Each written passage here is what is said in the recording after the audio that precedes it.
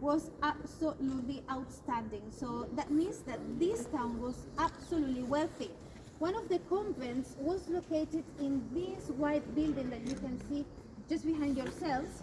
This building is not a convent anymore, so part of it is still a church where the two large gates are. This is still used as a Catholic church, and where it is ornated, this facade ornated with these Christmas decorations and the Christmas tree. This was part of the convent, but nowadays is the city hall of Garachico. Also from here we can see this other building at my back. It has this stone facade. So this was the house of the Marquis of La Gomera Island, which is an island next door. So also a very wealthy family. And in here, what you can see within these buildings is the use of the materials, the local materials that we have in Tenerife. So in Tenerife, we don't have any metals.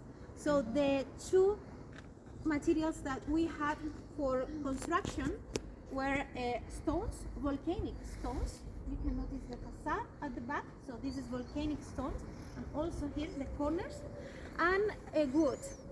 So wood from what kind of tree? Pine wood trees that we are going to be seeing later on. And there is something quite curious about the use of the wood in the windows. You can see that they are quite ornated, and on the top part you can see that there are some little openings. They are open.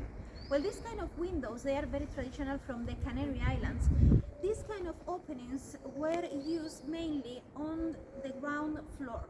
Why was that? Because they were used back in the 60s, in the 1500s, 1600s. So for the ladies, the young ladies living inside, to open these little windows and have dates with their boyfriends. So the boyfriends would be outside of the house, and of course the young women would be inside. They wouldn't be all together, and the mother or aunties, they will be always having a look at them.